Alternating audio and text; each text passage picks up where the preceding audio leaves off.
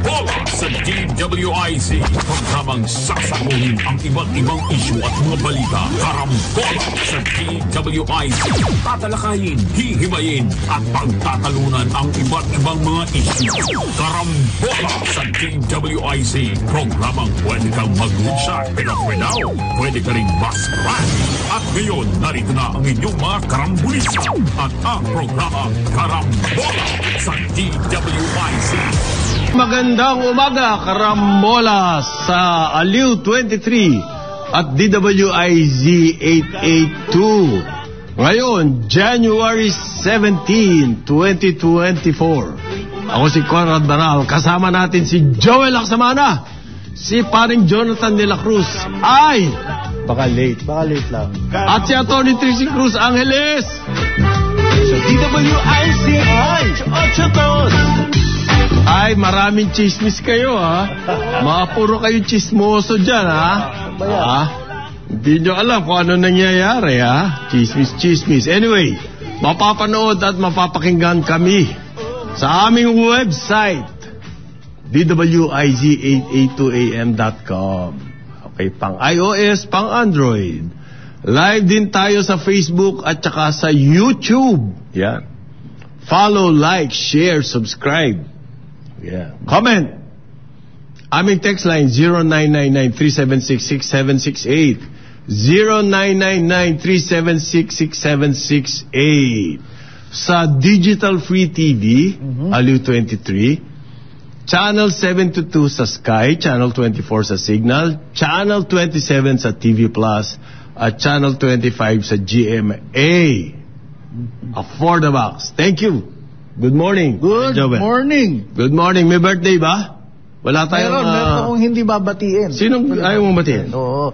Ang aking pamangkin, actually si Sidra Hermanos Tanuan. Ito, future doctor to. Nasa 1 taon na lang yata future doctor.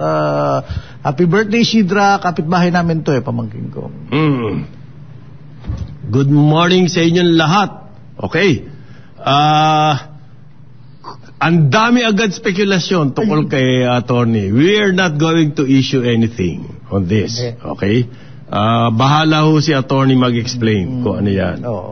We're not going to step into her affairs. Okay?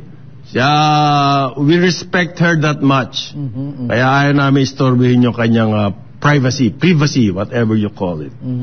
Ngayon, ang China raw, ito ang bumalagang balita sa atin. Medyo napikon. Pikon ng term na gusto kong gamitin. Napikon ng China. Medyo napikon. Irked. I-R-K-E-D. Irked. China bristles. Yung mga ibang... Iba yun. Bristles, parang talagang sa pakinggan na. Okay. Dahil daw po si President Ferdinand Marcos Jr., nagpadala ng congratulations doon sa bagong presidente ng Taiwan, si Lai Ching-te. Nagkaroon ho ng eleksyon sa Taiwan at ang nanalong presidente daw, etong si Ginoong Lai Ching-te. At ang presidente natin sa kanyang ex, yung ex yung dati bang Twitter? Ex, dating Twitter yan. Yan, dating Twitter. Nagpadala ng congratulations. Ang sinabi niya, on behalf of the Filipino people, I congratulate President-elect Lai Ching-te on his election as Taiwan's next president. Post niya po to. Hindi niya pinadala to doon sa Taiwan or doon sa President-elect na si Lai Ching-te. Hindi niya. Bagkos ito ay kanyang inilagay doon sa kanyang ex account. Ito pa ang sinabi niya, we look forward to close collaboration, strengthening mutual interests, fostering peace, and ensuring prosperity for our people in the years ahead. Okay, yan po ang sinabi niya. Dahil meron din kasi tayong, ilan nang manggagawa natin doon, mga OFW? Marami. Mahigit 200,000 ata. 200,000. Parang gano'n. I'm not sure, ha? Teka. Mga mahigit, na-report kasi yan. Yung Taiwan, naggaang ng visa requirement for foreign workers sa kanila. At sinabi ng MECO or ng TECO, ang MECO po, Manila Economic Cooperation Office. Ang sinabi nila, maraming makikinabang na Pilipino dyan. Mamaya malalaman natin kung ano yung numero niya, hahanapin ko lang. Pero dun muna tayo dun sa diplomatic brouhaha daw. Kasi po, ang Beijing, pinatawag yung ating ambassador sa Beijing, si Jaime Flor Cruz. Ano yan? Old hand sa China yan. Ano newsman yan? Newsman yan, naging mga bureau chief. Oo, kabisado niya. Diyan ng mga international news outfit. At pinatawag daw para magbigay ng strong protest laban sa ginawa ng presidente. Okay. Ganito po yung situation. Ano mo naman ang analysis ko dyan? Ang Beijing napaka-sensitive niyan pagdating sa Taiwan. Kasi ganito ang situation niyan eh. Si President BBM lang ang pinuno ng isang bansa, o presidente man o prime minister, na publicly congratulated yung Taiwanese president. Meron din mga ibang bayan like United States, United Kingdom, yung UE, European Union, Canada, Asia, dito sa atin, Japan, Singapore. Nagpadala rin ng congratulatory messages. Pero po ang nagbigay lang nun yung kanilang mga foreign ministries, minister o ministry in an official capacity. Kumbaga dito sa atin, yung Department of Foreign Affairs, yung magpapadala. Doon sa personal account ni BBM, doon na post yung congratulatory message to the new president of Taiwan.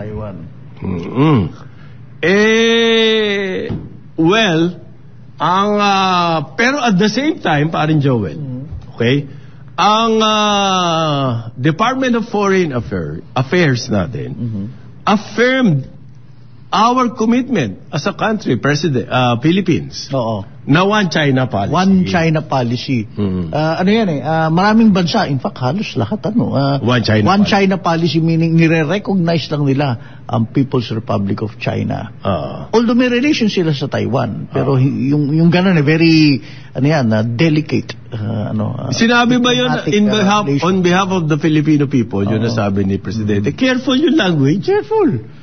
Parang people to people. Kasi may mga empleyat, may mga manggagawa tayo. Hindi ka 20,000 o 200,000. Parang ang message niya, people to people. On behalf of the Filipino people. Hindi naman sinabing, wala naman siya specified nga yun ang first line niya sa kanya. It wasn't provocative or warlike statement. So hindi ko pero sa isang banda, talagang sensitive.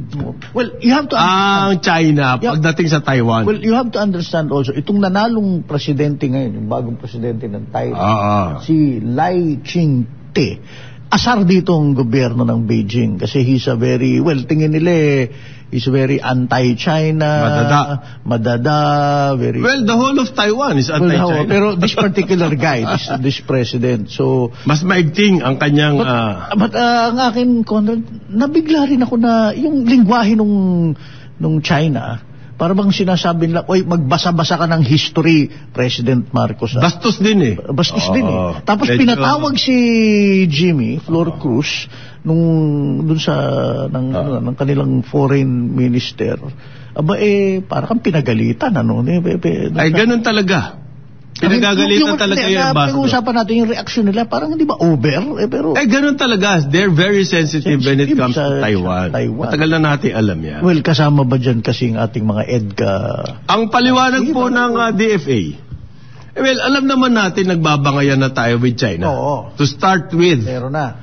Because po yung nangyayari sa West Philippine Sea. Totoo. Okay? Totoo. At humihingi tayo ng tulong from other countries. Mamaya pag-usapan natin. Parang may resback tayo sa iba. Hindi gusto ng China yun. Ang paliwanag po ng DFA, yung message daw po ni President Marcos, parang isang pasasalamat sa kanilang pagtanggap do sa mga more than 200,000 Filipino workers. Salamat at inaalagaan yung aming mga kababayan dyan. Mutual interest daw natin yan. Kasi kumikita yung mga kababayan natin doon.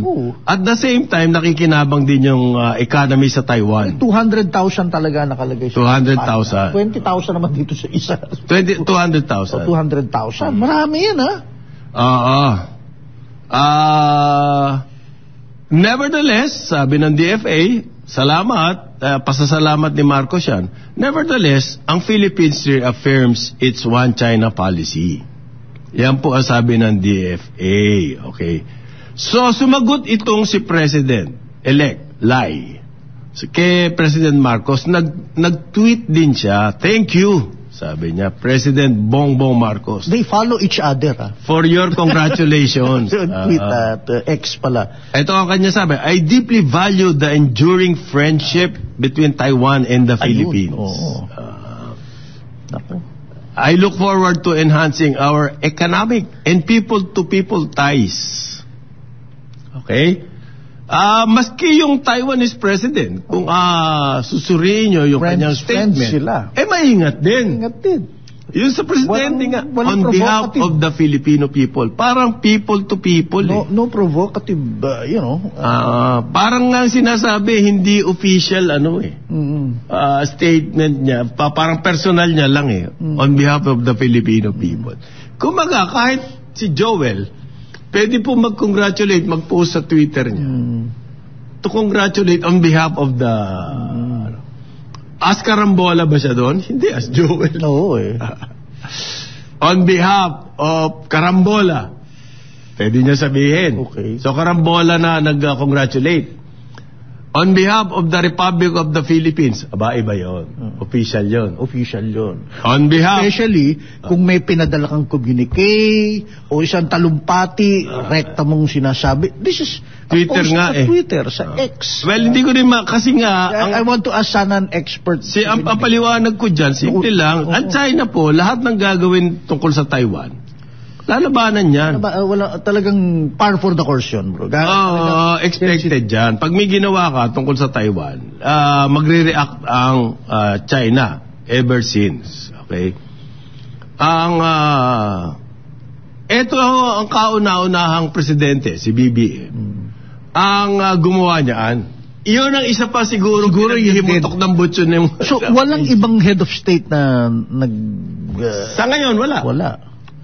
Foreign ministers nila. At yung sa Philippines naman, walang ibang presidente nung mga nakaraan. Na gumawa ng ganyan. So, ang sinasabi po ng China, one state, one China policy. Good morning. Good morning, sir. Good morning. Good morning. Kumbaga, alam niyo naman, pag Taiwan, sabi na nga natin, yan ang flashpoints dito. Pag Taiwan ang pinag-usapan, sigurado magre-react ang Beijing. Yun, kung Jonathan, ayan, kauupo mo pa lang, hindi pa mainit ang silya. Nagugulo, well, we understand, par for the course, anything you say about Taiwan, talagang mag-re-react ang China.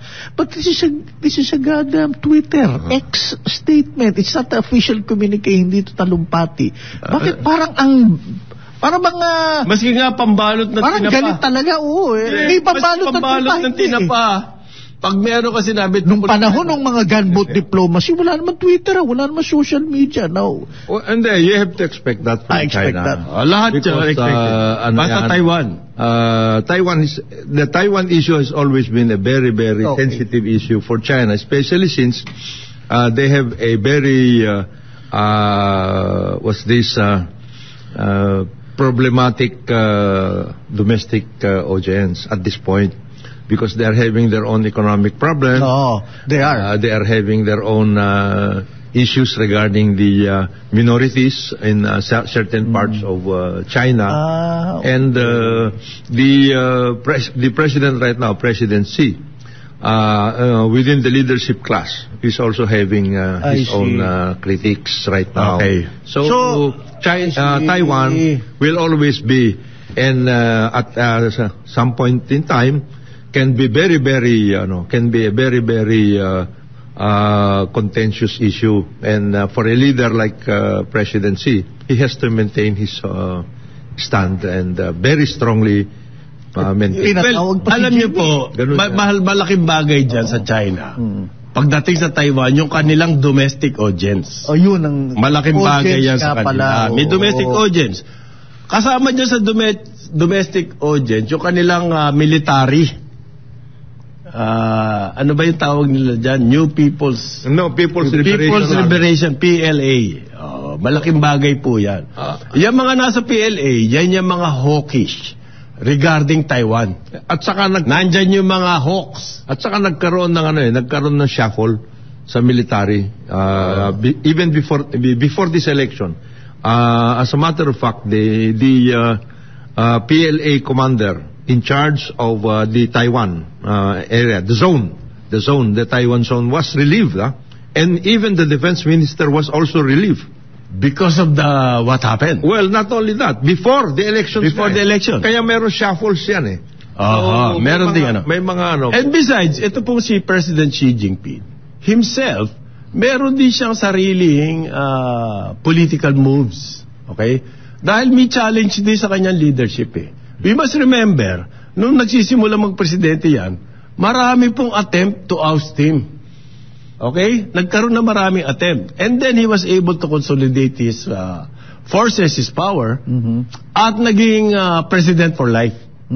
Siyempre, pag president for life ka, may mga obligasyon ka dyan. Marami kang dapat na nililigawan or pleasing some sectors. And therefore, expected dyan.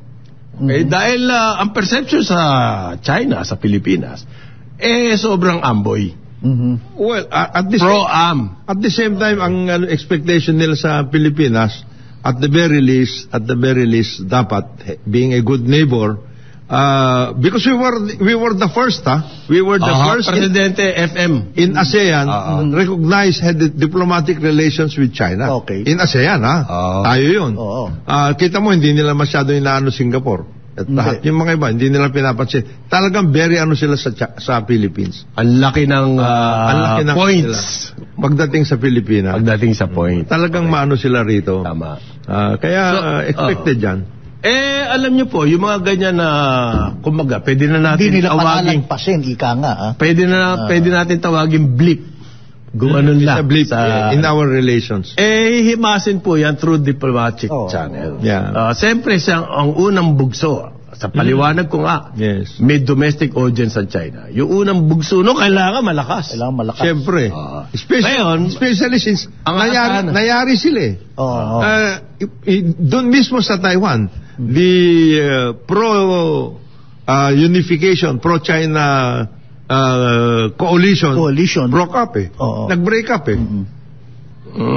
nag-break up sila, otherwise panalo dapat sila yung isa, kung isa lang ang kanilang kandidato, panalo dapat. So yun ang workout yan. Ito po, ang Taiwan immigration nag-relax ng re-entry permit kasi ganito yan meron kang visa.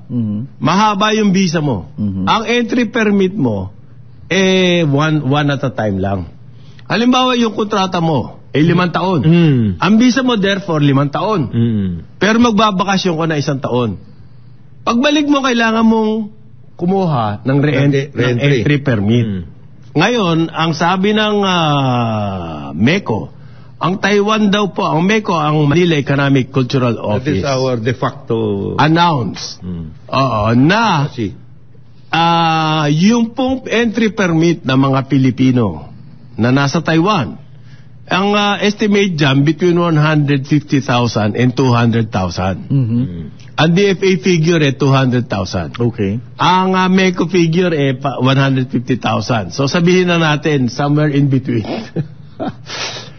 Ang mangyayari po niyan, hindi na kailangan kumuha ng entry permit. Ang gagaang ang kanilang buhay.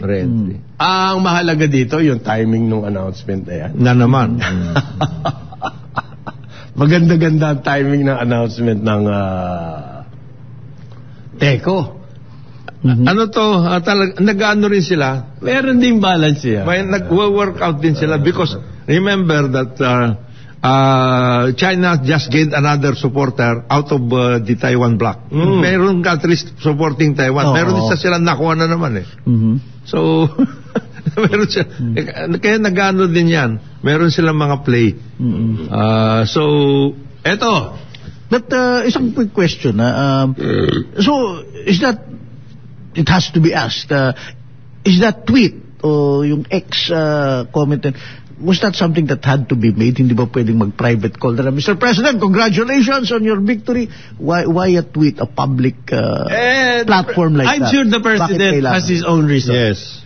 And in all possibility, Alam naman pala natin. na hindi niya isasabihin yung kanyang dahilan Okay. sa publiko. I'm sure he has his own reasons. Kung backdoor lang at ginawa niya ang tawag, meron din siyang dahilan doon. Dito meron siyang dahilan. And we can only speculate. Was that, Speculate we're on talking about kanyang audiences eh. May audience din siya. well. That 200,000 Filipinos, hindi naman siguro. No. Maaring US ang audience. Was the US again? Sir, paki-tweet nga to. Hindi yan. Hindi naman. Hindi naman ganun. Hindi naman ganun. Adre. Paki-tweet. Ako gusto ko maniwala doon sa sinasabi ng DFA. Okay. Na yung interest ng mga Pilipino doon. Kaya nga ang kanilang laging cooperation, yung din na sinabi ni Lai, yung din na sinabi ni BBM tungkol sa cooperation, no? Hindi naman sila nagsalita tungkol sa politics. And also it's all about business. And also, please remember, originally Taiwan was one of the Taiwanese businessmen were very, very optimistic, very aggressive coming to the Philippines. One of the biggest investors yan. Nag-umpisa nga sa Subic eh. That particular business park is already, yung Acer. Yung Acer, wala na yan, halos wala.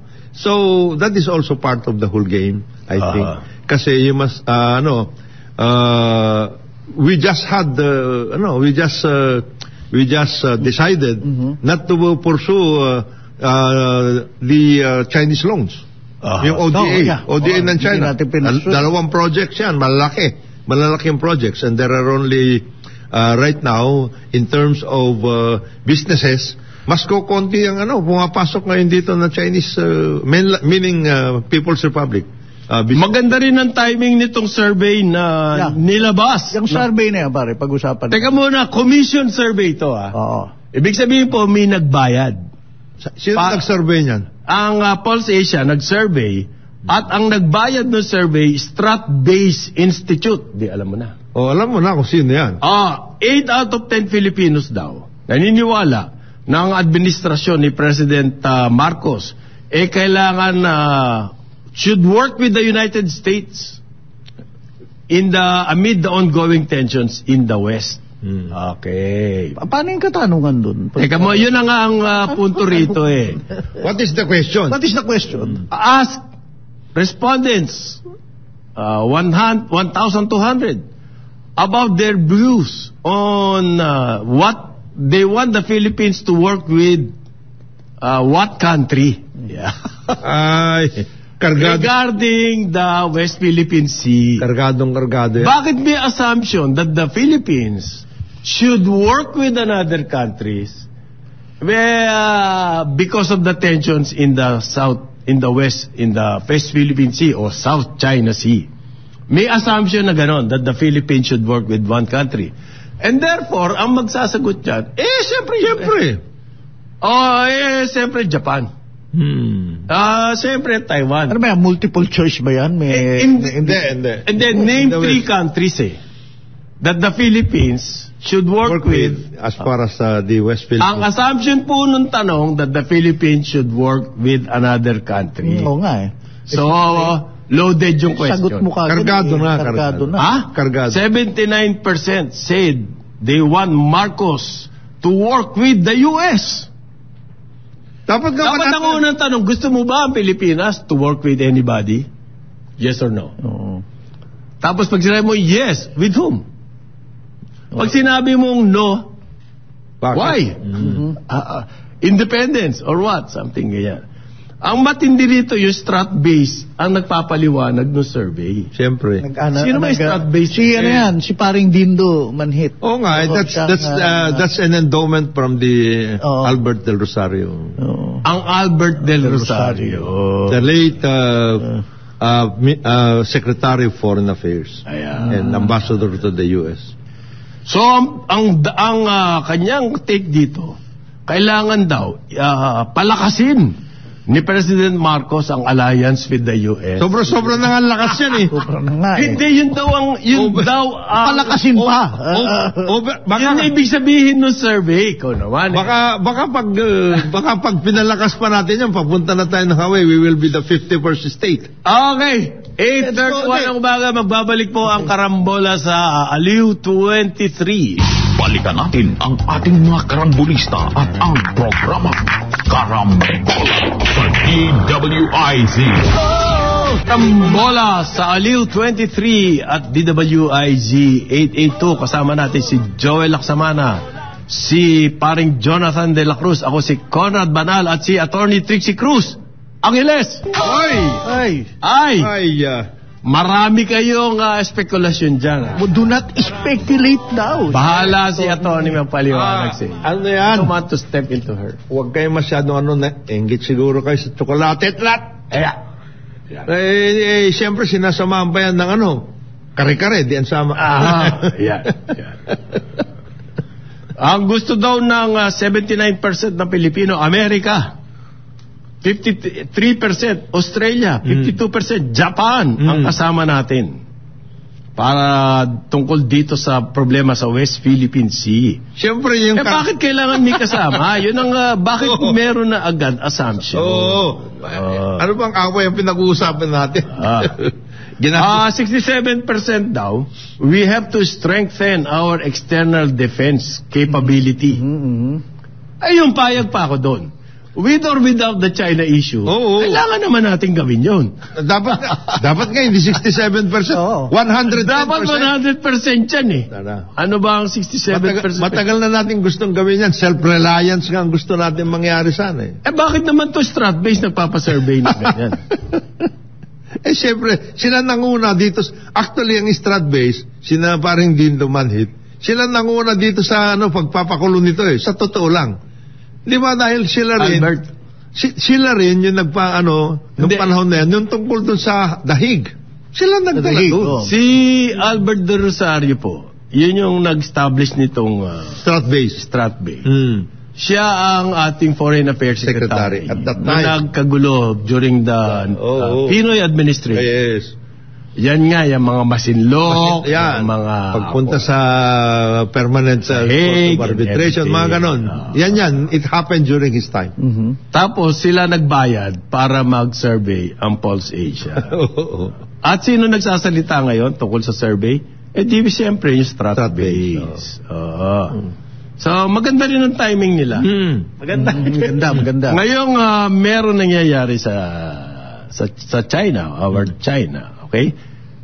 Yan ang timing nila. Napakaganda. Napakaganda. Ngayon, kumbaga sa ito, kumbaga, ganun pa yun eh. Kasi, sinusian? Ito, susing-susi. Talagang sinusi mo. Kumbaga, revolution yung gotse. Taiwan, katatapos lang. Di siyempre, lahat ng bansa nakatuon sa Taiwan. Tapos papasukan mo nito. Okay. Ang another issue siyempre natin, yung constitutional amendment. Okay.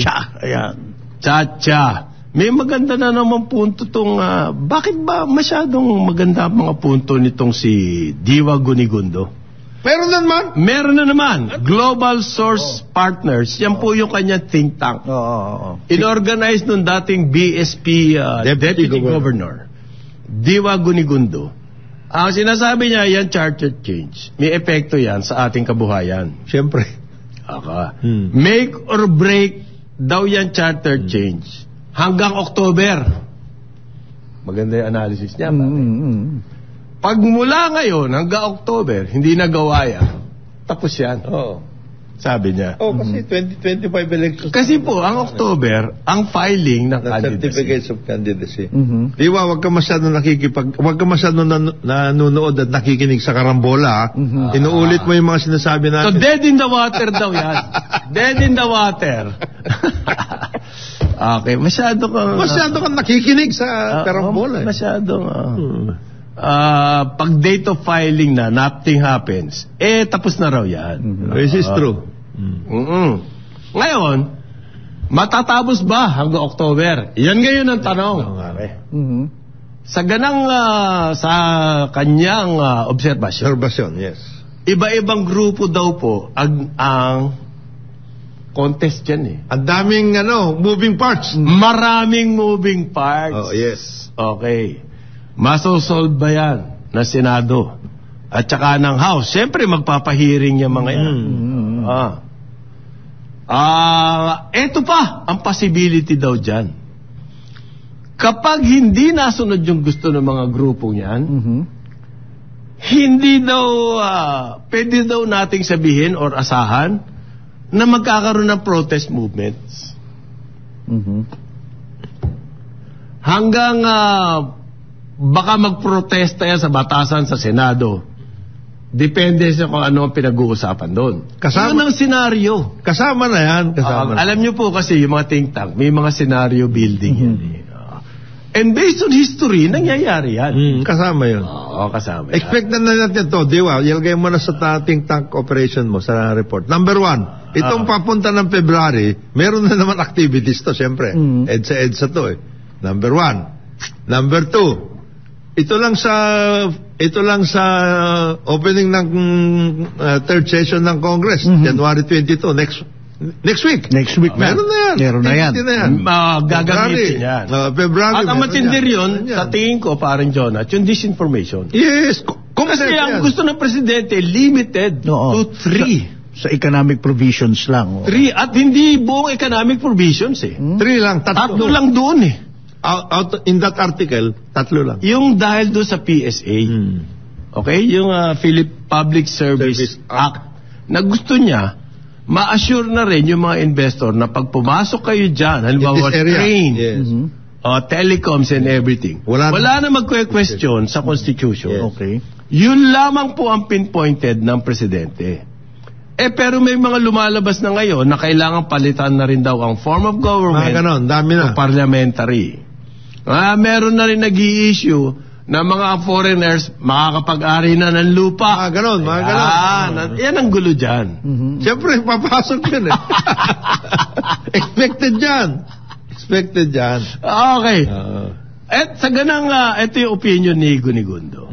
Magaling. Pagdating daw ho dyan sa form of government, whether parliamentary or presidential, wala ro katibayan na one is better than the other. Okay. May mga bayan daw po na maganda ang performance maski ano ang sistema ang form of government. So wala yang kinalaman kung parliamentary, presidential, bicameral. Mo kanya pupunta ang debate. Hindi doon sa specific na 3 provisions lang na sinasabi Presidente regarding public service regarding public services, yung investment ng foreign dyan. Isa lang. Kasi daw po yung form of government ano lang yan, sumisigunda lang yan sa kung ano ang mindset ng isang bayan. Maganda yung punto niya. At saka doon sa competence ng leader government. Hindi lang leader, ng bureaucracy. It includes everybody. That includes everybody.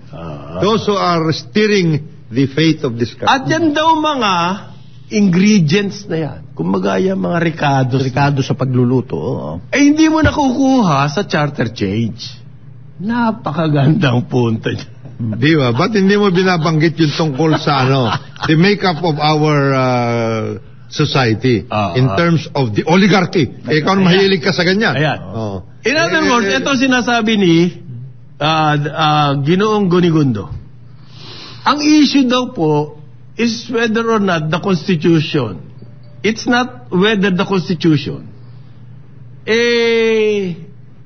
masama o hindi.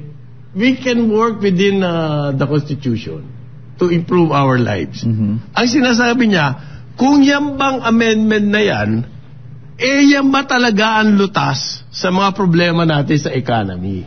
Okay. Baka mas marami pang iba. Well, na paglulutas.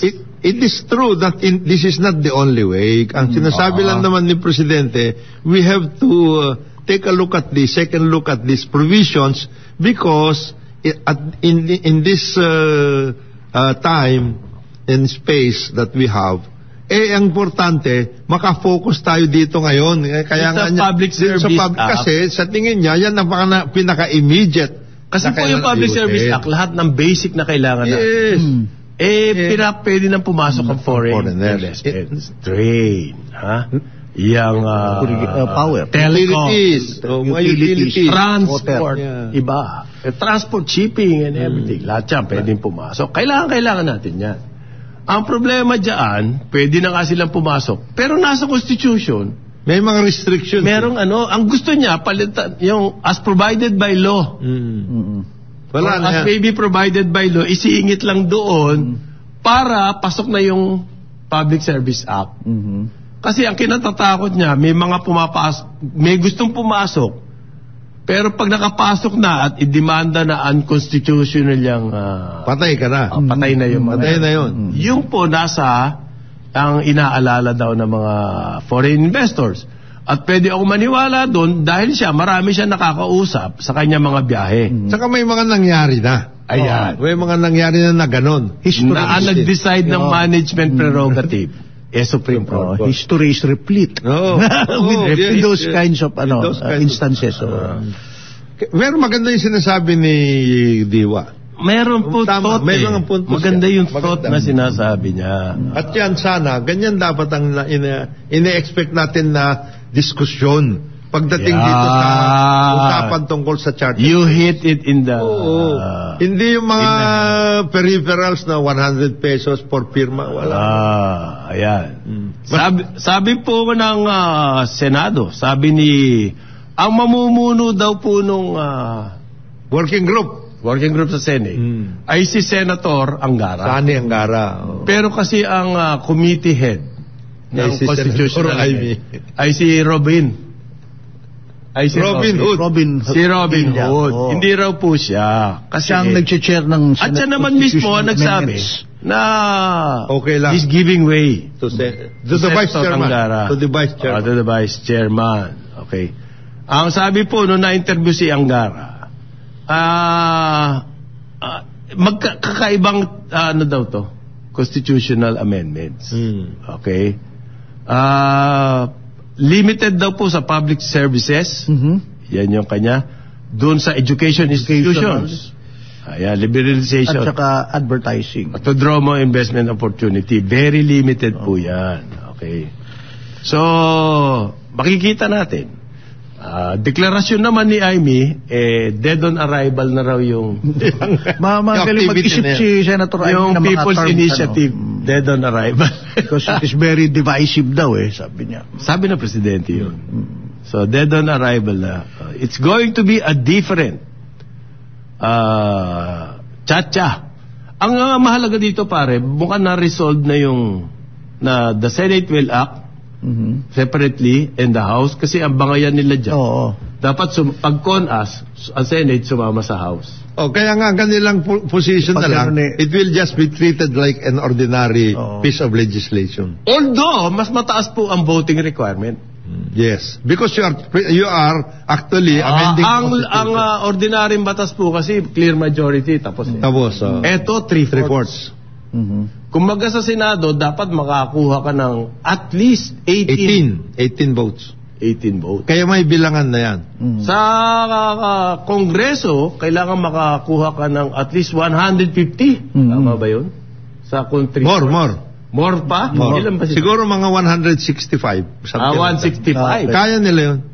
Oo. Sa House kaya nila. Talaga? Oh yes. You're that. I'm very confident. Yan ang gusto ko sa'yo. under the leadership of Speaker Martin Romualdez. By the way, si Speaker, nasa World Economic Forum. Davos. Sa Davos, Switzerland. Kung matatandaan nyo, nung isang taon, the same World Economic Forum, importanteng forum po yan. No? The top CEOs go there. Kaya nagpunta si BBM doon para kumbinsin itong mga to na the Philippines is open. Open for business. Yes. Open So nagpunta ngayon doon, si ano na lang? Speaker. Okay? Hindi na si Presidente. Hindi na si BBM. Kasi nasabi na niya eh. Follow through na lang ito. Follow through na lang to, follow up doon sa mga nakausap. Mr. Speaker, sinong kasama nyo? Huwag nyo naman kalimutan yung pinakamamahal ni paring Joel na si Chalex. Of course, it needs to be there. Hindi, baka... Made in industry, bro. Kailangan. Police reporter May kasama din police reporter. Baka. Okay. Pupulisin ninyo ang lahat ng investors para pumunta rito. Baka hindi pumunta yun. Oo. Puro pangako si Chalex. Alam mo pare, I think this is something that either the House or other people or even the Senate working group of Senator Angara should look into. What kind of investments came into the Philippines in the past 2 years, for example? Okay. Para lang maintindihan lang natin, do we have that kind of figure? Saan ba sila pumunta? Meron bang specific case may mga, natakot? Natakot dahil sa... Para lang malaman natin.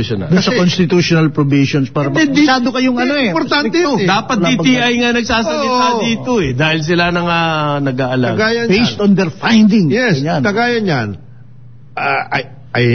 I believe na tama naman yung sinasabi na yung pledges mga umabot ng 4 something trillion. Totoo yun. Pinalo up na ba ninyo yan? Ano ba? Ano yun? Ano yan? Ano na stages na mga stages yan? na mga ito?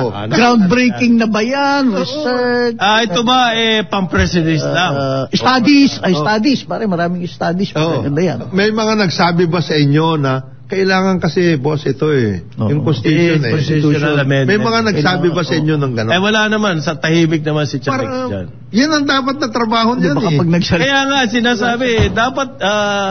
Baka ang reshuffle yung economic team. Medyo kumbaga sa kumbaga para sa kotse, napaka-diesel nito. Hard start. Hindi, ano na to started na kaya lang ang bagal Pangmahabaan? Para to Hindi, yung diesel pwede pa kasi sa simula, medyo mahina. Pero pag arangkada, mahabaan. Sustainable. Kung wala pa rin pati yung mahaba, ikaw naman baka kinakabahan ako dyan sa mga gusto mo. O kaya yung pag ng susi, di nasususian. Oo. Matindi to nga yung sa Davos. Yun sa World Economic Forum. Balikan ko lang. Meron pong publication dyan. Yung pong Oxfam. Oxfam. It's an NGO. An organization. Okay, yung Oxfam. Ang laging binabantayan niyan po income distribution. Yes. Ang sabi nitong Oxfam, in the past 3 years, yung 5 pinakamayayaman sa buong mundo, individuals, ang kanilang wealth ay almost 900 billion na. Yung 5 na yun. Ang itinaas. Galing sa 400 billion, naging 800, almost 900 billion na. More than double po. Nadagdagan pa. In 3 years. Ang dagdag. At the same time, yan. Okay. Magmula noong, in the past 3 years, another 5 billion people in the world humirap. Kumbaga, bumaba ang kanilang wealth o ang kanilang net worth or whatever. So nagkaroon ng 5 billion, bumaba ang kanilang naghirap, became poorer. While 5 naging almost 900 billion. ang kanilang... So, walang nag-trickle down na. Walang nag-trickle down. Ito ang maling income distribution. Yung ganyan na nangyari. Lahat daw po ng bilyonaryo sa buong mundo, in the past 3 years, umakyat ang kanilang kayamanan, bawat isa, ng mahigit 3 billion. Yes. At yan, sa kabila ng mga crisis, inflation crisis, Ukraine crisis, pandemic, kabila ng mga crisis. Hindi sila tinamaan. Sila pang sila nakinabang. At walang nag-trickle down para dun sa mga sa mga mahihirap. Yung hindi nga trickle down ito talaga. Parang sumara lalo yung gripo, no? Hindi, imbes na tumutulo pa ng kapiraso sinaranta. Nag-blow out. Pumunta doon sa taas. Sa taas.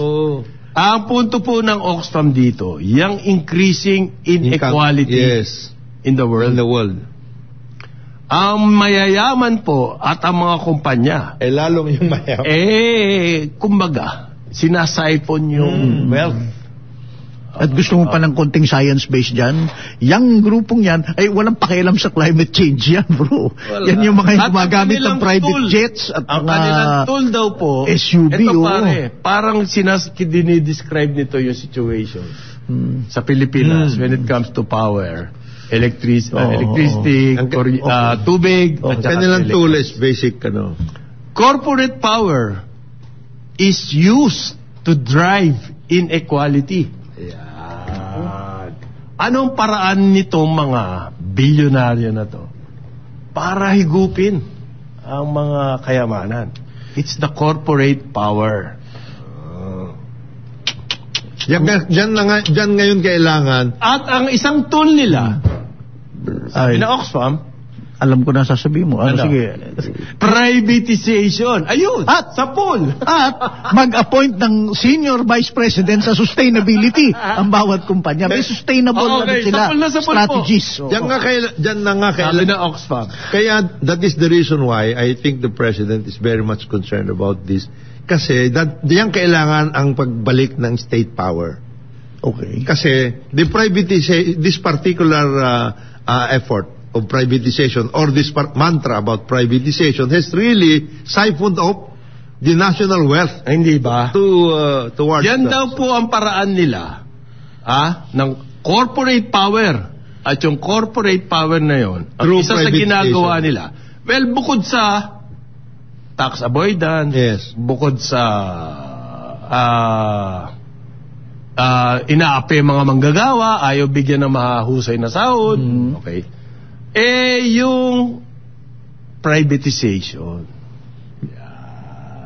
Privatization meaning those assets or those services originally taken over or maintained by government. Okay. Tinake over na nila. Ito po, number one problem natin ngayon. Ang tax. Kaya nagkakaroon ng balasahan sa DOF. Apakalaki na requirement natin sa tax. Dahil lumalaki na yung utang natin. Dahil in the past few years, maliit ang ating tax collection, mataas ang ating gastusin. Paano mapupunuan yun? Di sa pag-uutang, tumaas na ng utang natin husto. So binabantayan na tayo ngayon, worldwide. Ito po ang sabi nung study ng Oxfam. Yung mga corporations daw po na yan, lalong pinalalala ang equality. Dahil napakagaling nila sa tax avoidance. Effective war on taxation. Ayan. Ang taxation po kasi, yan ang tool ng pamahalaan para magkaroon ng konting equality. Yes. Para you have the revenue. Yung mga kumikita ng malalaki, mag-tax kayo. Oo. Para naman maibigay sa gumawa ng mga proyekto, program.